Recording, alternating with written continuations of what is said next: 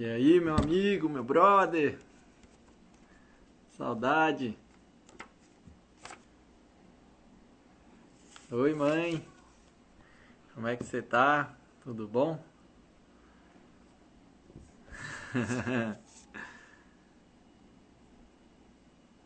Eita, vamos lá para mais uma. Vai marcando aí, pessoal, nesse aviãozinho aí de papel. Vai chamando os colegas, vai chamando os amigos. Vamos esperar a doutora Carolina para a gente poder começar aí. Estão ouvindo bem? Se estiverem ouvindo bem, dá um legalzinho aí. Se tiver o som tá bom, dá um legal aí se tiver bom. Enquanto a gente espera a doutora Carolina entrar, aproveita, pessoal, marca aí nesse aviãozinho de papel, chama os nossos colegas, os nossos amigos, para a gente poder entrar nesse assunto tão interessante que é a parte nutricional dos pets. Com certeza a doutora Carolina ela é uma expert no assunto e vai trazer muitas informações que a gente vai contribuir para quem é da área, tanto o veterinário quanto os próprios tutores. Então vamos marcando aí os colegas, os amigos, marca aí no aviãozinho de papel, chama o pessoal para ir entrando, que a doutora Carolina já deve estar chegando. É, de antemão, quero agradecer a todos vocês que estão dispostos aí, aos colegas a renovar conhecimento e adquirir novas informações, novos conhecimentos da parte nutricional. Então, a doutora Carolina, ela já trabalha com isso há muito tempo, né? Ela já tem 15 anos de formada. Vou esperar ela entrar para a gente conversar bastante, tirar todas as dúvidas e a gente vai abordar o tema, né? A importância da boa nutrição associada à suplementação na prevenção de doenças. Uma boa alimentação tem feito muita diferença nos nossos pacientes e a doutora Carolina é uma parceira do CEPREV, aonde ela vem orientando a parte nutricional de vários clientes nossos, com resultados fantásticos de recuperação, diminuindo a carga medicamentosa, tá bom? A doutora Carolina já deve estar entrando para a gente poder iniciar. Deixa eu ver aqui.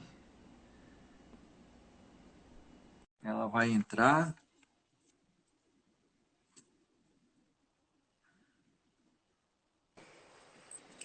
Boa noite, Olá, tudo bem?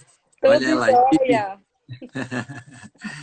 Bom, eu quero iniciar agradecendo, primeiramente, a disponibilidade do seu tempo, que eu sei que é bastante corrido, Um e pouquinho. agradecer, e agradecer a todos os nossos parceiros, colegas e clientes que estão aí acompanhando e vão tirar bastante dúvida em relação à parte nutricional. Então, antes da gente começar esse bate-papo, já agradecendo novamente a doutora Carolina, só quero informar para os colegas, né, que a doutora Carolina Santana é médica veterinária nutróloga, tá? Formada já há 15 anos. Ela é palestrante na área de nutrição, na parte de nutrologia, tá? Ela é autora de um e-book chamado Petiscos Saudáveis para Pets, que é maravilhoso, né? A gente tem essa parceria aí lá na clínica, onde ela orienta vários pacientes nossos, e ela tem um curso de nutrologia ao qual eu faço parte dessa turma, que está sendo muito proveitoso. Quero agradecer essa oportunidade e boa noite, doutora. Boa noite. Boa noite, quero agradecer o convite e agradecer a todos também que estão aí esse horário assistindo, né? Quem está por lado de Brasília para baixo aí está assistindo agora às 9, né? E aí, para Rondônia, eu acho que tem mais algum estado brasileiro também que é às 8, né? Isso. Então, nosso muito obrigada aí por vocês estarem esse tempo aí conosco, né? Para poder a gente falar um pouco da nutrição, o que é nutrição, o que é medicina preventiva voltada para a área da veterinária, porque eu e o Dr. Bruno, a gente tem uma preocupação muito grande com a saúde dos nossos pacientes, né? E a gente, na verdade, seria um sonho, né? Que todos eles pudessem vir para prevenção, né, Dr. Bruno? Exato. Realmente A seria um gente, sonho mesmo. nosso papel, acho que tem mudado ultimamente, onde há pouco tempo atrás se tratava só de doença. E hoje em dia a gente sabe que o objetivo maior das pessoas é ter o animal saudável por mais tempo, né? E isso Sim, não dá sim. de acontecer se a gente não passar por uma parte nutricional bem balanceada, completa, onde os pets tenham essa qualidade de vida numa proporção muito maior, né? Sim, sim, com certeza. E quando a gente começa a estudar a parte de nutrição, a gente começa a perceber que a nutrição, que realmente a gente é o que a gente come, e os nossos pets também. Então, a gente percebe ao longo da vida deles que as doenças que eles estão adquirindo é muito semelhante às nossas. Na verdade, muitas são iguais às nossas, né? Doenças neurológicas, doenças endócrinas, né? A lipidose hepática, por exemplo, que a gente tem tanto aí em cães como em gatos, que a gente chama, é conhecida como esteatose hepática, o câncer propriamente dito. A gente também está tendo um aparecimento gigantesco de animais com câncer, tanto cães como gatos. E é assustador para a gente que está na área médica, porque há alguns anos atrás a gente tinha as doenças, mas a gente só ficava naquela questão de uma causa genética ou às vezes uma causa idiopática. E quando a gente começa a ter o estudo da nutrição, a gente vê que a nutrição também tem muito a ver com isso.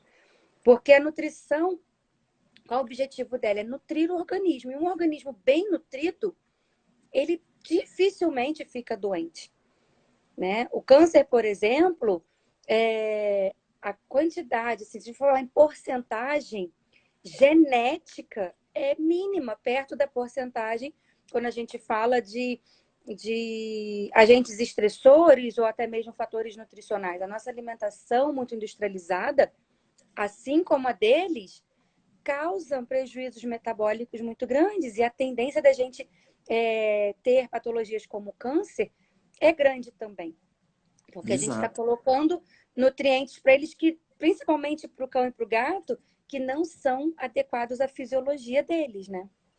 Perfeito. Mas antes da gente começar a entrar aí nessas questões, eu queria que você, doutora, contasse um pouquinho para a gente como é que você entrou na parte nutricional, como que Ah, entrou sim. essa paixão na vida aí. Pois é. Na verdade, eu não imaginava que eu trabalharia só com nutrição. Eu comecei a querer buscar a nutrição, na verdade, uma alimentação diferenciada, porque eu perdi 3 cães para o câncer.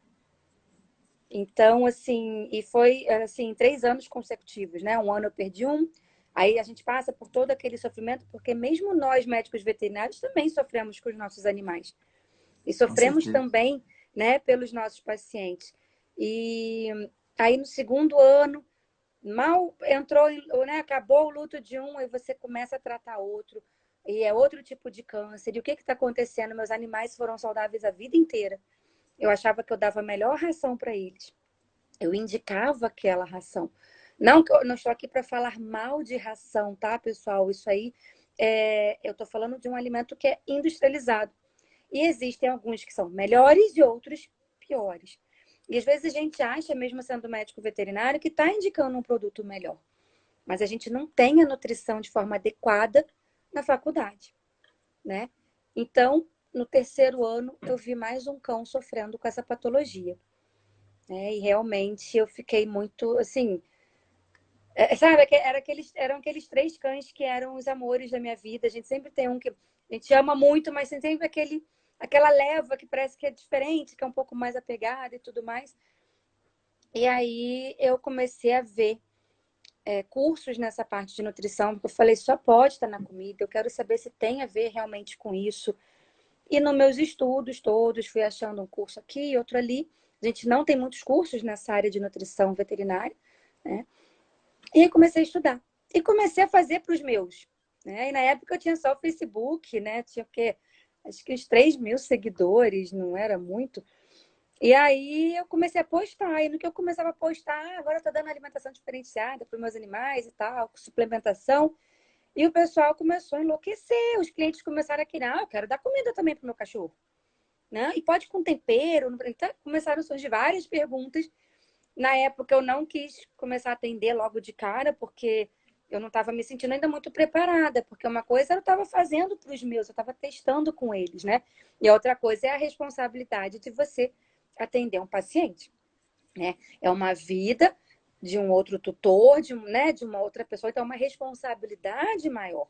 Não que com os meus não fosse responsabilidade, mas eu estava querendo algo melhor para eles, que eu ainda estava ali adaptando até a minha rotina também. Aí, nisso que eu comecei a fazer outros cursos, eu realmente comecei a aplicar isso para os meus clientes. Fui largando aos pouquinhos a parte clínica, que eu fazia clínica, fazia emergência.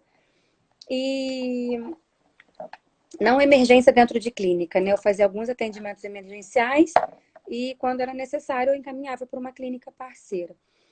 E aí começou essa minha jornada. Fui sendo, como eu tô, como uma das pioneiras, né? Comecei a ser chamada para palestras, para fazer cursos presenciais e tudo mais, até que eu montei o meu curso online, né? E aí eu fiz num outro formato primeiro, associado a uma rede de cursos, que é o Atualiza Vet, e depois de um ano junto com eles, eu lancei o meu próprio curso. Ele já era meu, na verdade, né? Porque aí a gente passa o curso para eles administrarem e tudo mais. Eu não estava ainda... Eu queria lançar o curso online, mas ainda não sabia como, então achei aquela experiência muito válida, né? E realmente foi muito enriquecedora. Nisso, eu fui reconstruindo todo o meu curso para lançar ele online, e aí eu resolvi fazer online ao vivo, né? Que eu achei que era uma forma mais interessante para os alunos poderem tirar dúvida na hora. Quem não pode participar ali, depois ele vai assistir uma aula mais interativa do que somente um curso online, por exemplo, né? Que você tem uma aula mais... Não uma aula parada, né? Mas você não tem interação ali dos colegas, né? E Não, ele está maravilha. indo aí, graças a Deus, e trabalha em parceria com os colegas, como doutor, né? Tratando dessa parte de nutrição. E a única coisa que eu fico um pouco assim é porque eu recebo muito paciente doentinho, muito, muito, muito. Eu queria receber mais pacientes saudáveis, para que a gente pudesse trabalhar mais a prevenção. Manutenção, né? Sim, a Então, manutenção da saúde. Então, pegando já esse gancho aí, eu separei várias perguntas que a gente recebe no consultório e o pessoal também vai ficar à vontade para fazer pergunta, que a gente vai separando e no final a gente vai respondendo a Uhum. maioria delas. Então, vou começar com a pergunta que eu acho que a maioria dos veterinários escutam, porque a alimentação natural ela vem crescendo, tomando uma proporção. Uhum. E aí a gente escuta logo de cara aquela pergunta, né? O que que é melhor, doutor? Dar ração ou comida natural pro meu animal? Eu acho que essa é uma pergunta comum que a gente escuta na rotina Escuta clínica. muito. Sim. E aí? Sim. E até para mim, na verdade, o tutor que vem para mim, ele já vem com uma ideia formada da comida, né? Porque aí, no caso, ele já é direcionado para mim por causa da comida, ou me acompanha no Instagram e vê ali o foco do meu trabalho maior ser com a alimentação natural. Então, assim, respondendo a sua pergunta, e creio que de muitos, né, que estão aqui, a alimentação natural é o mais ideal para eles, fisiologicamente falando, né? Ela se aproxima mais do que eles comeriam se eles estivessem caçando. Porque o fundamento da alimentação natural é fazer o animal voltar próximo à ancestralidade dele. E se a gente for parar para pensar um pouquinho, a ancestralidade dele é o quê? Dos cães, né? Eles são provenientes dos lobos. E isso falando geneticamente, 99% dos genes dele é igual ao do lobo, tá? E dos gatos, dos felinos selvagens, que caçavam. Só que a gente ainda tem uma diferenciação entre o cão e o gato. O gato é estritamente carnívoro. E isso quer dizer o quê? Eles não têm uma capacidade, entre outras características, né, que aí são mais extensas para falar aqui, mas a principal, e aí muitos que estão aqui, sendo tutores ou até sendo profissionais, vão entender o porquê que um alimento seco faz tão mal a eles. Porque eles não captam a energia do carboidrato. Como nós fazemos esse aproveitamento da energia pelo carboidrato, e os cães conseguem fazer também. Nós não conseguimos, os gatos não conseguem. Eles captam essa energia do aminoácido, ou seja, da proteína. Então, olha como é uma carga imensa de carboidrato que a gente coloca na alimentação diária do nosso felino, fazendo com que ele sofra aí com tantos problemas renais, como a gente vê até hoje. Tantas formações aí de cristais urinários, além de ser um alimento seco. E o melhor tipo de alimentação, tanto para a gente como para eles, é uma alimentação úmida. Né? Porque o nosso corpo é basicamente formado por água. A gente precisa de água, né, para sobreviver, inclusive, é o nutriente aí, né, que a gente pode falar mais importante para a vida, para a manutenção da vida. E aí eu acho que a gente já entra até numa outra pergunta que estava separado mais para frente, mas aproveitando esse gancho que você falou de felinos e de umidade da Sim, alimentação, já perguntaram sobre a cistite em felinos, a importância da alimentação natural e o da quanto natural, isso sim. pode influenciar no tratamento de cistite, principalmente aquelas cistites recorrentes, que às vezes a gente não consegue saber uma causa definida e, na verdade, está na parte nutricional, né? Sim, no manejo nutricional. E uma característica dos felinos, né? A gente fala que eles são animais desérticos, né? Se a gente for estudar toda a história dele, a ancestralidade, então assim, eles têm uma capacidade de deixar uma quantidade de água absorvida por necessidade mesmo fisiológica. E aí vocês imaginam a gente dando só um alimento seco, seco, seco, seco, seco. E eles não têm. E eu vou falar bem da verdade aqui para vocês. A gente fala assim: gato não bebe água. Não é verdade. O gato ele bebe água. A gente às vezes não faz o manejo correto. Gato adora água. Se vocês observarem, vamos falar do Animal Planet, por exemplo, né? Eu sempre gostei muito de assistir. E aí passa muito episódio assim dos felinos, né? Dos grandes felinos. Eles entram num lago, num riacho para caçar o peixe. Eles não têm problema algum com água. O problema que eles têm é de serem impostos a tomarem banho. Muitas vezes o manejo do pote de água. E o bigode deles é algo sensível. Então, imagina você comendo com um bigodinho aqui que é sensível, né? Que é sensorial pra caramba. E aquele bigodinho batendo no pote de água. Então, alguns felinos, isso eu digo por experiência própria, doutor, onde eu fiz a troca desses potinhos dos meus pacientes. Né? Eu perguntava como é o potinho, manda foto para eu ver e tudo mais. E aí a gente trocava ou por aquelas fontes de água, que ele é bem grande, né? Ou por potinhos mais baixinhos e largos, onde o felino ele vai beber como se, na verdade, ele tivesse numa beira de um riacho, numa beira de um lago. Né? A gente precisa remeter eles o máximo que a gente puder dentro da ancestralidade deles, porque eles têm uma memória ancestral. Então, por isso que é importante que a gente veja toda essa questão do manejo. E para animais com Exato. cistite, com infecção urinária ou com problemas renais, o ideal é a alimentação úmida, com toda Maravilha. certeza. É o melhor tipo de alimentação. E até mesmo para um gato saudável, né? Sim. E essa questão é muito nítido na nossa rotina clínica, que todo mundo que tem felino, ele fala isso. Nossa, meu gato ele gosta de tomar água da torneira. A torneira Sim, fica aham. pingando, fica ligada e tá tomando água de lá. E olha que eu tenho um potinho pela casa toda e tal, mas é Sim. justamente esse fator sensorial Prefere o que da torneira, interfere. né? Que tá ali caindo, né? Exato.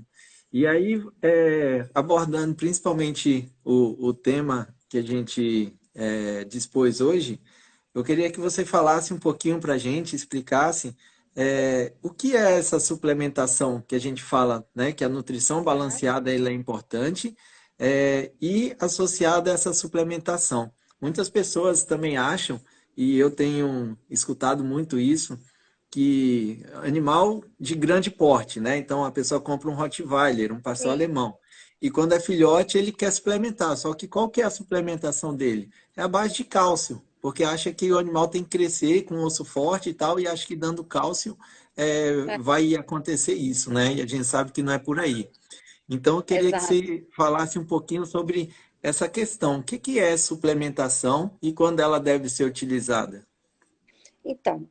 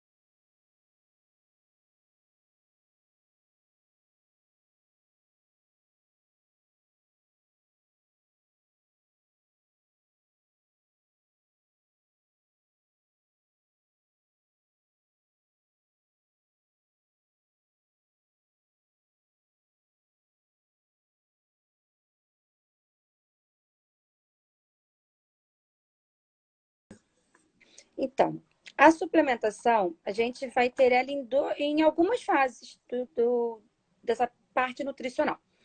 Quando a gente vai fornecer a alimentação natural por si só não fornece todos os nutrientes necessários para manter o animal saudável. Vai faltar cálcio, vai faltar magnésio, vai faltar zinco, selênio, alguns nutrientes. E vai depender do cardápio. Isso a gente falando para um animal saudável. Para um animal debilitado, que a dieta é mais restrita em alimentos, onde eu não vou ter o fornecimento de alguns nutrientes, essa falta de nutrientes é um pouco maior. Então, principalmente para cães de grande porte, se faltar essa suplementação no período de crescimento, esse paciente não vai fechar a linha de crescimento óssea, a gente vai ter problemas articulares muito severos. Nós atendemos, como nutrólogos, muitos casos de osteopatias por clientes, numa boa intenção, né? Buscam dietas naturais e buscam insights e buscam, às vezes fazem até a dieta da amiga da vizinha ali, enfim, né? Achando que vai fazer bem para o pet dela. Só que o pet dela tem outras necessidades, ou dele, né? E aí não dá a suplementação. Então, eu pego muitos pacientes com doenças por deficiência nutricional. E das mais variadas, mas principalmente as osteopatias, porque falta muito cálcio. Um animal de grande porte, por exemplo, a minha que é uma labrador, ela consome, junto com a alimentação natural, ela consome 1,5 gramas de cálcio por dia. Então, assim, imagina faltar, porque o cálcio não é só para o metabolismo ósseo, mas ele está presente em outros ciclos do nosso organismo, o renal também. Então, a gente precisa manter um equilíbrio nutricional. E a suplementação, ela vem o quê? Para suplementar a comida, né? Para completar os nutrientes. É como se fosse um premix vitamínico que existe já na ração, né? A gente compra um saco de ração, ela é prática, ela já vem ali com... A gente vê lá, né? Vitamina A, vitamina D, vitamina C, vitamina... Enfim. E os outros nutrientes também, os minerais, o cálcio, o fósforo, o... Aí tem zinco, enfim, magnésio, é o que tiver naquele saco de ração. Então, ali, a gente já tem um premix vitamínico. Na alimentação, não. Na alimentação natural, a gente tem que mandar fazer um premix. Já tem até alguns prontos também, né? Como um da Botufarma, que eu gosto muito. Então, a gente pode estar suplementando. Só que aí a gente tem o outro lado da suplementação, que é uma suplementação de tratamento. Então, além daquela suplementação para nutrir o que falta na ração, na comida, eu tenho a suplementação de tratamento. Então, se eu vou tratar um paciente renal, eu vou ter que usar suplementos, que são substâncias naturais, para aquele tipo de tratamento. Ou tá com gastrite, eu gosto muito de usar a espinheira santa, né? Entre outras formulações. Vamos tratar o intestino, uma colite, né? Uma desbiose, um processo alérgico. Então, a gente tem esses dois tipos de suplementação. A suplementação natural, que é para nutrir o paciente, mantê-lo saudável, para manter o metabolismo basal, digamos assim, né? E a suplementação de tratamento. Não sei se ficou claro aqui para todo mundo. Não ficou. Até assim, tanto faz a suplementação de tratamento, né, digamos assim, quanto essa basal natural. Uma coisa que a gente deve ressaltar é que a suplementação, de modo geral, ela é de forma individualizada. A gente tem que entender que não Sim. é um suplemento comum para todos. Até vou dar o meu exemplo. Eu sou um formador crônico, né, de cálculo renal. E que nem você Uhum. falou, a suplementação, se eu tomar excesso de cálcio, eu vou formar mais cálculo renal. E assim Sim. como excesso de proteína, né? Porque eu E tem formo que ter cálculos até o mistos. cuidado, tem que ter até o cuidado na dosagem da vitamina D também, né? Exato. Então, uma coisa que é interessante é que uma suplementação para um paciente, que às vezes a gente recomenda, aí ela passa para o vizinho, para o amigo, para o Sim. primo, fala, o veterinário passou isso aqui para o meu cachorro, usa que é excelente. Não é assim. A gente tem que usar a suplementação de uma forma individualizada, com orientação e com uma finalidade muito clara, né? Então, a gente Sim. precisa entender que cada animal é um indivíduo e independente mas é a mesma ninhada, né? São irmãos de mesma ninhada, mas geneticamente são diferentes e cada um vai ter a sua Uhum. necessidade suplementada de acordo com a Sim. individualidade de cada um, né? E Exatamente. em relação a que a gente começou a falar sobre a suplementação desses filhotes e tal, a gente sabe que o animal bem nutrido, ele vai ter até, inclusive, uma resposta vacinal diferente de um animal que não está tão Sim. bem nutrido, né? Não estou falando nem Sim. de doença, porque não pode ser vacinado. Mas a relação de resposta imunológica de um animal que é vacinado quando ele está bem nutrido é extremamente diferente, não é isso? Sim, com certeza. Inclusive, nesse período vacinal que o doutor está falando, a gente hoje tem suplementações para melhorar as condições imunológicas. Inclusive, tem um ativo hoje que eu sou incrivelmente apaixonada, principalmente em pacientes que estão nessa fase vacinal ou debilitados. Isso eu uso para mim, principalmente agora nessa situação toda, né? Viral que a gente está por aí. Ele faz o reconhecimento de antígeno anticorpo em 24 horas. Ele já faz a ativação do sistema imunológico em 20... Você não precisa esperar aquele período longo para que o seu sistema imune faça o reconhecimento antígeno anticorpo, né? Então, a gente imagina isso sendo usado, né, em protocolos vacinais, né? E a suplementação na fase de crescimento com esse na fase de crescimento principal dele, ele está em vacinação, ele fica 3 meses ali fazendo a vacinação. Então você já entrar com uma suplementação boa para ele, para o ganho da imunidade, sabe, para melhora física, de crescimento, aquele filhote vai crescer um touro, uma coisa Assim, é impressionante. Eu pego, É, já tratei muito de cadelas prenhas, né, de canis, em que às vezes o dono do canil não fazia a alimentação para todos, né? Porque às vezes não tinha condição mesmo. Então ele pegava ali duas, né, cadelas que eram mais promissoras e investia em alimentação natural para elas, até de bulldog, rottweiler, já peguei bastante assim. E se você vê como eram os filhotes que nasciam de uma cadela que fez alimentação natural já antes, né, de iniciar a gestação, ela fez todo um preparo, tomou toda a suplementação para os períodos também gestacionais. Para a fase de alimentação, a gente muda tanto a alimentação como a suplementação. E na fase de amamentação, é que é trabalhoso, né? Mas quando a pessoa se propõe a isso, e aí você olha os outros filhotes, dá até dó. Não que eles é sejam, verdade. né, mais inferiores, não é isso, mas é porque tem uma diferença. Você vê, Não, é é muito notório, né? nítido. É muito É, nítido, a sabe? gente lá no, Principalmente em cães de grande porte, que os bichos nascem mesmo parrudos, sabe? É a coisa linda de se ver. sim, lá no CEPREV a gente tem adotado essa conduta, né, de suplementar Uhum, os filhotes em período vacinal e, assim, é nítido a é diferença de nítido. tanto de resposta imunológica quanto de desenvolvimento, né? Então, Sim, inclusive, a gente tem um cliente que ele quis testar mesmo na maniada dele, dar a suplementação, né, para alguns indivíduos e sim. outros não, seguir o protocolo normal. Quando ele viu o resultado, ele se arrependeu profundamente, que ele falou, para que que eu Sim. fui testar? Deveria ter dado para todo mundo, né? Então é assim, é nítido isso. É E é nítido. muito legal você ver esses resultados com ativos naturais, né? Então a gente, Sim, além de estar fugindo daquela maciça, aquele uso maciço de medicamentos que acabam, na verdade, bem ou mal agredindo o organismo, você vai para uma sim. parte muito mais natural e com resposta assim fisiológica fantástica, né? É Não, muito com certeza. maravilhoso isso assim. Ó, temos uma pergunta aí. É possível que o É animal acima possível do que um animal peso. acima do peso possa ter deficiência nutricional? Olha, eu vou ser bem sincera, temos pacientes e pacientes, tá? Eu faço muito curso também na área humana. Então, assim, nós temos hoje, assim, gordinhos tecnicamente saudáveis e magros doentes, né? Só que, lógico, quando você está acima do peso, o que que acontece?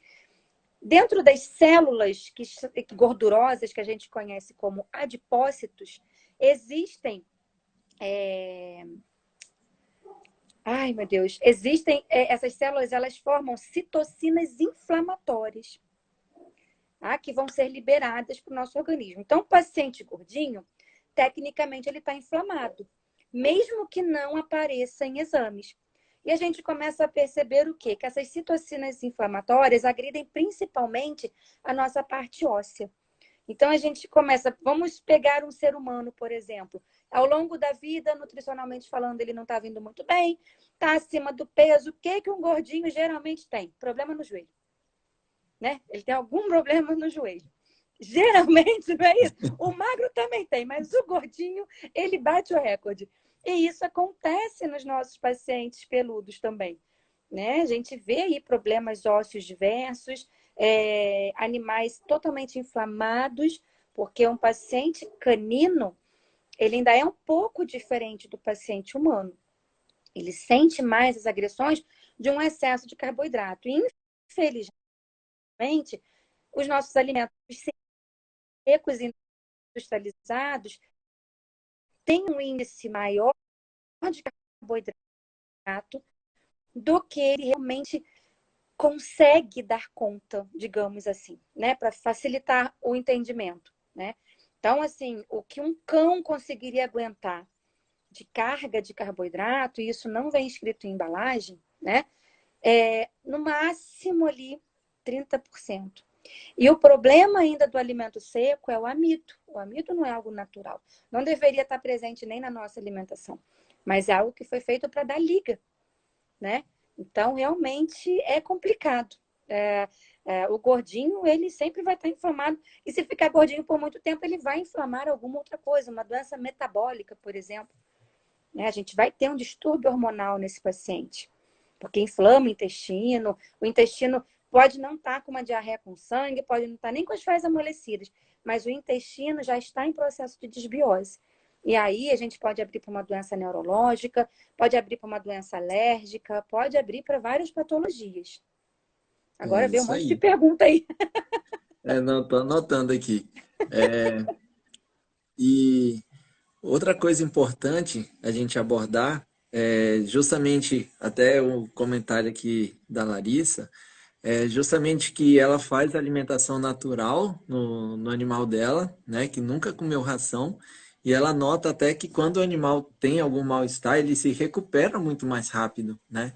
E Sim. aí é onde a Uhum. gente entra justamente no tema da prevenção da doença com alimentação natural, que é aquilo que você falou, um Sim. organismo bem balanceado, ele diminui essas ações anti-inflamatórias, ele consegue responder de Isso. uma forma melhor e mais Mais natural rápida. até, Uhum. com menos medicamentos, que é um animal dela que a gente atende que usa muito pouco medicamento, né, industrializado Sim. quando adoece, até porque ela já tem essa resposta fisiológica de uma forma, parece que mais efetiva, né, realmente mais Sim. rápida. Sim, você consegue fazer com que o corpo ele fique em equilíbrio. Por exemplo, a minha cidade aqui é muito fria, diferente da sua, que é um calor extremo, né? Então Aqui a gente tem aqui, 4 estações, é muito aqui quente, é extremamente exato, quente, forno e o uma de forno. chuva. E aqui já é muito frio. Por exemplo, hoje aqui na minha cidade já nublou, né? Então, e fica aquela garoa, aquela chuvinha e faz frio mesmo. Moro na região de Serra, aqui no Rio de Janeiro, então é bastante frio. Então aqui a gente também não sabe se o povo está com Covid ou se está só alérgico, porque a gente já vive em estado alérgico, né?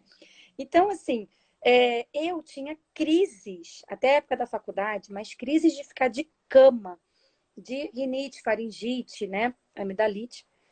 Quando eu comecei a trabalhar com essa parte nutricional em pets e ver o poder da vitamina D3, principalmente para a parte respiratória, e para o sistema imunológico, e comecei a fazer uso, lógico, com acompanhamento de médico, fazendo exame, porque a vitamina D3 é legal você fazer exame para dosagem, né? Como a gente mesmo faz aí com os nossos pacientes em comum, né? E uma A das gente perguntas aqui.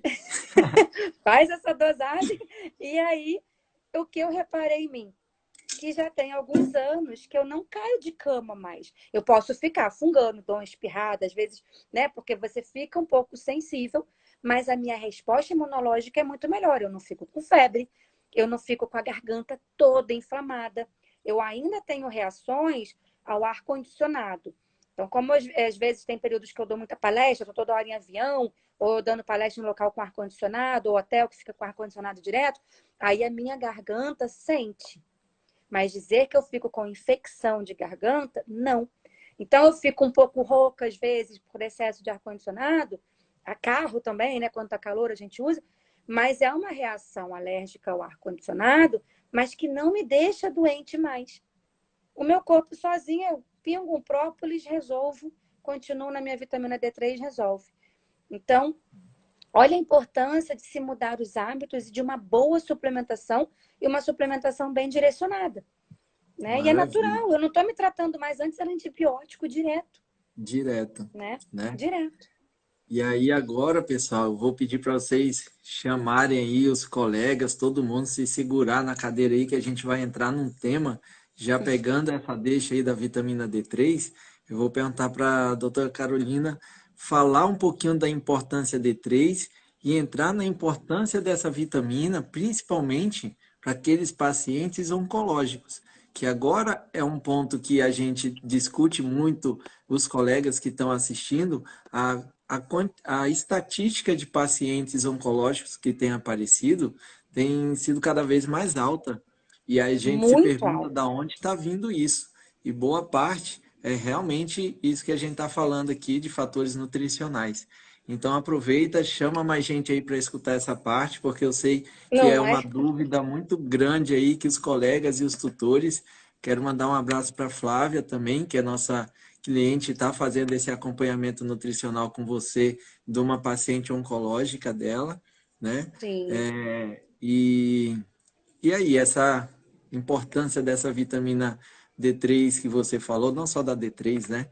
Mas a importância dela no metabolismo e nesses pacientes oncológicos. E o Então, fator, né, de nutrição disso. sim. Então, a vitamina D3, ela está altamente ligada ao nosso sistema imunológico, né? E ela controla nada mais, nada menos que 2.000 genes no nosso organismo. Então, é uma vitamina a ser considerada, sim, né? Por que deve ser considerada? Porque se eu tenho uma vitamina que controla 2.000 genes, é porque ela é uma vitamina muito importante, né? E aí vamos falar quais os benefícios, quais seriam assim os benefícios de se fazer o uso da vitamina D3, né? A vitamina D3 ela tem uma participação muito ativa na parte de calcificação óssea. Ai, fugiu a palavra, desculpa. Ela tem um efeito anticarcinogênico, ou seja, ela vai atuar na prevenção de câncer, tá? Porque ela vai reduzir a incidência de câncer. Está ligada aí ao fator imunológico, ela auxilia também na redução de doenças autoimunes, reduz infecção. Então, assim, só se você já lembrando o que eu acabei de falar da minha infecção de garganta, faringite, rinite e tudo mais, ela já reduziu a minha infecção. Ela tem um potencial muito grande de nos fortalecer imunologicamente, ativando antibióticos naturais do nosso próprio organismo. Nosso organismo ele tem um sistema metabólico muito inteligente. Só que a gente insiste em errar, né, por ouvir muito a indústria farmacêutica. Ah, doutora, mas a indústria de suplementação também é uma indústria farmacêutica. Sim, mas de produtos naturais, né? Então, a gente já tem essa diferenciação. A vitamina D3 também, ela ajuda a regular a pressão arterial, participa, né, do metabolismo aí cálcio e fósforo, auxilia muito, tá, no suporte cardiovascular e renal, né, metabolismo endócrino. Então, ou seja, a Flávia aí, ou seja, ela tem uma função muito importante no nosso organismo, né, basicamente aí em toda essa parte metabólica. E o que a gente percebe hoje é que nós temos muitos pacientes, né? Isso tem sido assim confirmado estatisticamente, que tem uma deficiência de vitamina D3 muito grande. Então, os nossos cães e gatos, eles não são como nós que absorvemos a vitamina D3 do sol. Eles precisam ingerir a vitamina D3. E aí eu vou Esse é pegar o um grande gancho, porque diferencial. eu vou pegar o gancho porque tem rações que, né, que dizem ali ter a vitamina D3. Ela tem. Há uma pessoa, não sei se foi colega ou não, que perguntou da quantidade de antioxidantes, né, na ração. Seria ideal, pessoal, um antioxidante ou uma vitamina D3 para fazer um efeito mesmo de dose de manutenção ou de tratamento, teria que ser numa dose maior, bem maior do que aqui está no rótulo. Então, não tem um fator de prevenção ou de manutenção, a não ser que tenha a ingestão daquela substância da forma como a gente faz, mandar manipular, correto?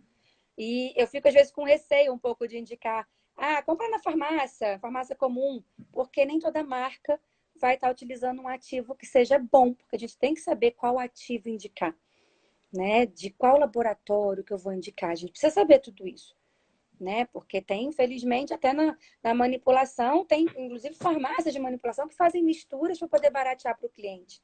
E eu sou chata com isso. Quando vai na farmácia que eu indiquei, eu procuro saber a procedência da farmácia, do medicamento. Tem medicamentos que tem que vir com selo, enfim. Então, assim, o que eu tenho visto muito com o Dr. Bruno, com os nossos pacientes em comum, quando a gente faz o exame de vitamina D3, é que todos estão insuficientes. E quando a gente tem pacientes Todos. insuficientes, esse paciente, não é? Estão todos. Então, assim, e eu digo isso que já há 6 anos só com nutrição. E eu faço vitamina D3 neles desde então, né? E eu fico fazendo até que a gente chegue ali a um fator de manutenção, para manter a dose de manutenção. E o que eu percebo é que, além deles terem essa deficiência de vitamina D3, a gente percebe o quão doente eles vêm para a gente. Com doença neurológica, com doenças endócrinas, porque está desregulado. Já tem uma vitamina que, quando a gente faz exame, está no pé, de tão baixa, de tão insuficiente, ou até deficiente. Então, como que aquele paciente vai estar saudável? Se ele já tem um dos nutrientes que faz toda uma parte metabólica importante no nosso organismo, controla 2.000 genes, como aquele paciente vai estar saudável? Verdade. Né? E aí, a Denise é uma cliente minha do Rio, ó, tá precisando de vitamina D. Porque a vitamina D ela tá precisando. Todas as D possíveis. E uma coisa, doutor, que é importante eu falar aqui sobre a vitamina D3, é que ela é tóxica para animais em altas doses. E eu tenho visto colegas indicarem o Adera. O Adera vem dose muito alta, gente. Então, assim, procurem um veterinário. E às vezes sem dosar, né? Já não sabe qual nível que tá e Doutor, suplementa. eu atendi uma paciente essa semana, ela já veio para revisão, no caso. Só para o doutor ter ideia, eu já tinha passado vitamina D3 na fórmula. Tá? Aí a tutora virou para mim e falou assim: ah, Carol, é porque a endócrina que está cuidando dela, que ela tem a doença endócrina, né? Uma patologia endócrina. Ela falou que não viu a vitamina D na fórmula e ela passou a Dera. Eu até abri minha fórmula. Eu falei, ué, será? Não é possível. Vitamina D3 praticamente é automático, já está na minha fórmula, né? Até porque os exames sempre dão lá embaixo. Eu fui ver, eu falei, não, mas tá a vitamina D3 aqui na fórmula. Como que ela não viu? Aí ela passou a Dera. Eu falei, de quantos UI? Que a vitamina D3 vem em UI, né? A unidade de medida internacional. 3.000 UI. 2 vezes ao dia para uma cachorra de 6 quilos. São e que já 6.000 UI. suplementada. E já estava suplementada. Eu falei, meu Deus, ela vai intoxicar a qualquer momento. Eu falei, olha, vamos fazer o seguinte, você fala com a colega que não precisa tomar Adera, tá? Toma você. O Adera toma você. Aproveita que o coronavírus está aí, você já protege o seu pulmão, porque a vitamina D3 ela tem uma ação pulmonar muito fantástica, né? Essa parte respiratória é muito fantástica. E já tem artigos que eu quero depois fazer print, colocar nas aulas e até colocar para os meus seguidores também, que tem essa correlação da vitamina D3 e a parte pulmonar, né? E agora com o Covid aí também, né? Lógico que, gente, não é nada milagroso, nada é cura, nada assim, não é assim. A gente faz uma proteção do sistema imunológico. Quanto mais fortes a gente tiver, né? Melhor a gente vai ficar. E a vitamina D3, pra gente, ela não tem esse grau de intoxicação como para animais. Então tem que ter muito cuidado, né? Chegar, vou passar 3.000 I. Eu já passei 1.000 I ou 2.000 I para um paciente meu? Já. Um paciente de porte grande que estava com a vitamina D3 no pé. Esse tomou uma dose muito alta. Eu tenho que saber como eu vou dosar essa vitamina D3 e até onde eu posso ir e por quanto tempo eu posso ficar dando uma dosagem mais alta para que ele consiga, no organismo dele, consiga chegar numa fase de otimização. Quando ele chegou naquele nível que ele está ali suficiente, aí eu posso manter uma dose de manutenção. Mesmo assim, eu ainda fico uns 2, 3 meses, eu gosto de fazer mais 2 ou 3 vezes ali o exame para saber se está mantendo a dose ou se está diminuindo. Porque também se estiver diminuindo, tem que aumentar um pouco a dose. Então, é algo de muita responsabilidade. Eu não posso chegar aí, vitamina D3 está na moda. Óleo de coco está na moda, né? Tá tudo na moda. Espirulina tá na moda. Espirulina emagrece. Gente, nada emagrece se não fechar a boca. Vamos combinar, né? Se você não fechar a boca, tu pode tomar a espirulina que você quiser. Você só vai ficar assim, saudável, porque ela também fortalece o sistema imunológico. Mas assim, não vai emagrecer se continuar comendo sorvete, pizza, não é verdade? Exato.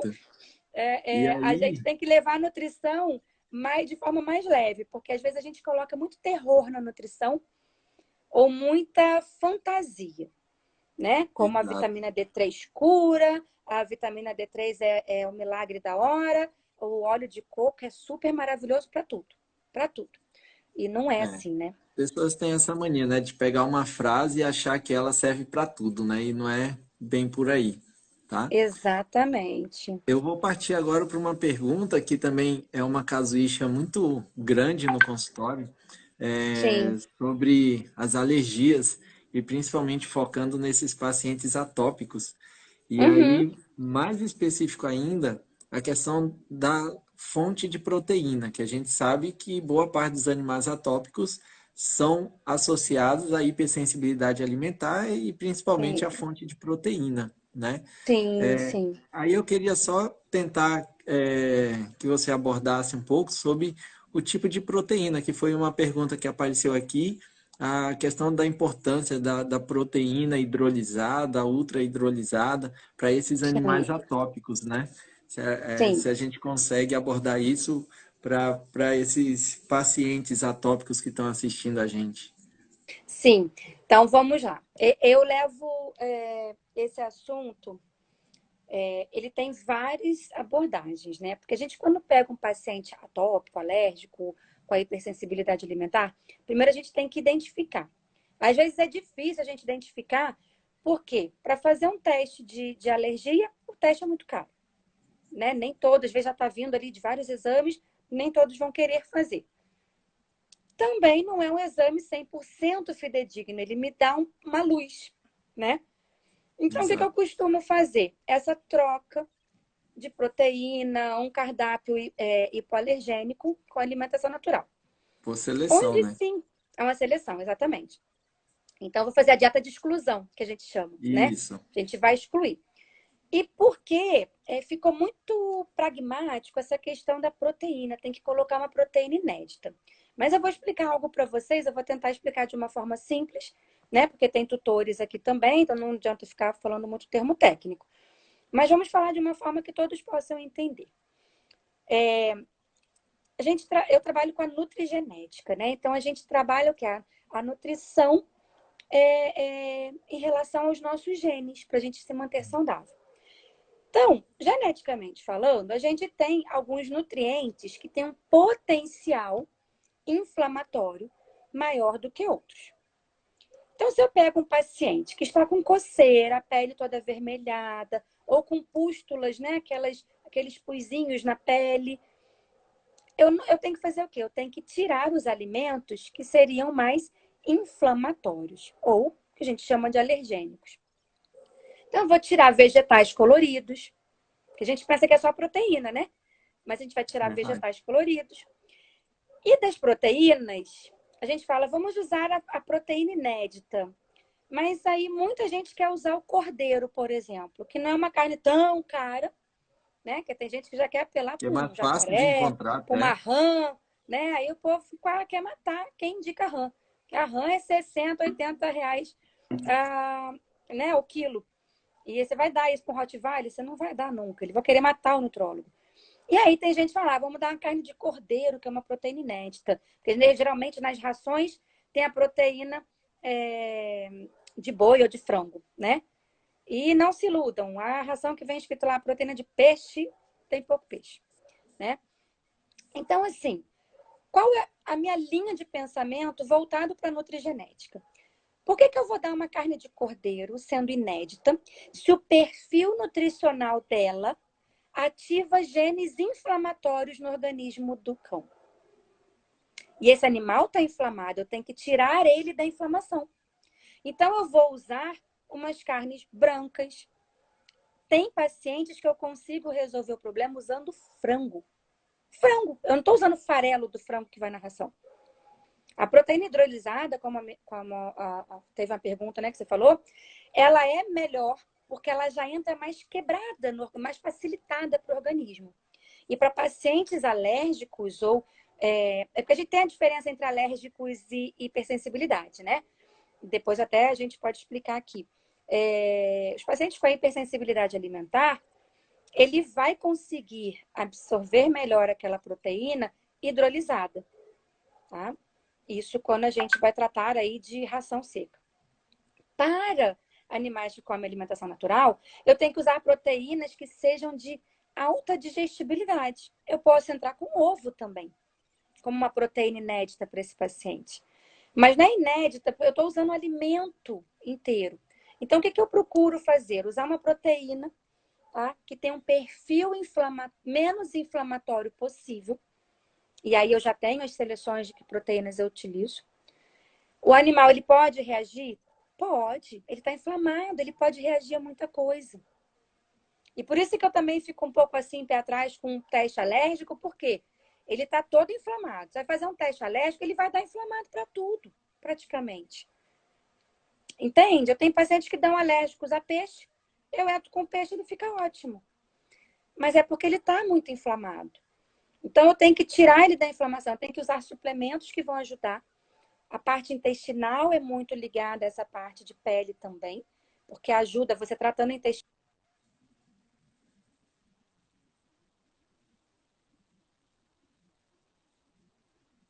Fica para melhorar a... Oi, tinha parado aqui. Oi. Então, eu vou fazer o quê? Voltou, né? Então, eu vou fazer o quê? Entrar com essas proteínas que têm um perfil inflamatório menor, tá? Então, assim, é o meu protocolo e é o que dá muito certo. E aí eu uso, geralmente, num protocolo de hipersensibilidade, eu tiro os vegetais no primeiro mês e coloco só carboidratos e proteínas com perfil inflamatório reduzido. Só que eu preciso que aquele meu paciente volte, né? Porque tem gente, eu tô com uma cliente que ela tá desde setembro Tirou sem da me ver. crise. Não, antes da crise, tá desde setembro sem me ver. Aí manda mensagem, minha cachorra tá coçando, eu tá comendo o quê? Frango e batata doce. Eu falei, minha filha não tá enjoada, não, porque até eu estaria enjoada. Né? Então, assim, pô, frango e batata doce, tadinha da cachorra, né, gente? Poxa vida. O protocolo que eu faço é o quê? A cada 10 dias a gente vai trocando os alimentos para poder o animal não enjoar e para a gente ir testando e tirando ele daquela crise. Quando a gente tira o animal da crise, aí eu volto a reintroduzir os alimentos, todos os outros que eram um pouco mais inflamatórios. Volto a introduzir os vegetais que não estavam presentes porque eles têm muita cor, né? E aquelas cores podem causar também algum rubor na pele, alguma coceira. Então, são coisas que eu tiro do cardápio. Não é só proteína, né? E eu tenho pacientes, pasme, que só podem comer orgânicos porque eles são alérgicos ao pesticida. Ainda tem isso. Ainda tem isso. Então, às vezes a gente fica muito aficionado com a ideia que um paciente alérgico tem que só comer proteína inédita, mas na verdade ele pode ser alérgico a várias coisas. Eu tenho pacientes que são alérgicos, que manifestam lesões de pele e que o problema deles não é alimentar, é estresse. É o dono que trabalha o dia inteiro, ele fica sozinho dentro de casa, começa a se automutilar ou a coçar muito, a desenvolver, porque ele não está gastando energia. E se a gente for parar para pensar naquela questão da ancestralidade que eu falei, até um pug é descendente do lobo. Um animal que vivia livre, caçando, correndo e dormindo e comendo carne. Entende? Então, assim, até um pug é carnívoro também. E aí Precisa gastar energia. Aí eu vou pegar alguns detalhes que, como a gente falou de animal atópico, a gente não pode esquecer que o animal atópico está envolvido nesse elo, né? Entre a hipersensibilidade alimentar, a DAP, que é a dermatite alérgica picada de ectoparasitas. Picada de pulga. Então, você tem esses fatores que se interligam, né? E que pode estar associado, e mais a atopia. Então, você tem que fazer um processo de seleção para saber, não é só um fator, não é só nutricional, né? Não. Sem querer fazer Eu tenho alguns propaganda. pacientes que estão com alergia e é DAP. Isso. E sem querer fazer propaganda e já fazendo, que não tem problema nenhum, a gente tem utilizado com muito sucesso para aquelas pessoas que não conseguem administrar essa alimentação natural bem balanceada, aquela latinha da Live Long de pato, né? Sim. Onde é muito a gente boa, né? consegue ter esse equilíbrio nutricional, porque ela é enriquecida e tem essa fonte de proteína. Até a Michele perguntou, que é uma cliente nossa que tem utilizado, sobre a carne de pato, né? Que é o que você ela falou. perguntou ali da carne de pato, É uma E ela ótima opção. para tópico, né, extremamente com bons Sim, resultados, porque ela tem essas ações anti-inflamatórias dos legumes sim, utilizados, tudo nela, né? sim, sim. E a Renata perguntou aqui o tempo de transição, o quanto tempo demora para fazer essa transição da ração, né, do alimento industrializado para alimentação natural. Ah, de 5 dias a 10 dias no máximo. E aí vai depender muito, porque às vezes tem tutores que vão fazer essa transição e ainda tem um saco inteiro de ração. Então eu dou até a opção. Falei, olha, você pode ficar aí até terminar a sua ração colocando metade e metade, aí eu faço equilíbrio ali para a pessoa não dar muito, né, e o animal engordar. Ou, se a pessoa realmente não quer mais ficar dando a ração, a gente faz essa substituição por 7 dias e aí eu sugiro que ela dê para um cachorrinho de rua, né, que está ali passando fome mesmo, né, ou para um abrigo. E são opções que a gente tem aí, que infelizmente são animaizinhos que acabam não se beneficiando da alimentação natural, né, mas que melhor do que morrer de fome é ter uma nutrição de alguma forma, né? E a gente tem rações melhores no mercado, a gente só tem que saber como indicar e sempre que puder indicar com uma alimentação úmida, seja alimentação natural ou a live long, aí, como você falou, sem jabá nenhum, né? Mas que é realmente um alimento muito enriquecido e úmido, porque dessa forma a gente confere umidade. E, pessoal, lembrem-se, a alimentação do seu pet, mesmo que seja com ração, ofereça umidade para ele. Ou você até faz um caldo de frango, né? Com o próprio frango. Não é com sazon, gente, pelo amor de Deus, tá? Cozinhar um franguinho ou fazer um caldo para eles e colocar na ração, para você umedecer aquela ração seca, É. né? Para que Nossa, você possa conferir a umidade. apareceu aqui que nosso tempo está acabando, temos 10 segundos. Quero agradecer, Carol. Muito obrigado, foi maravilhoso. Pessoal, a live vai estar disponível aí para vocês por 24 horas. Teve colegas que falaram que iam ter que sair. E um beijo, muito obrigado.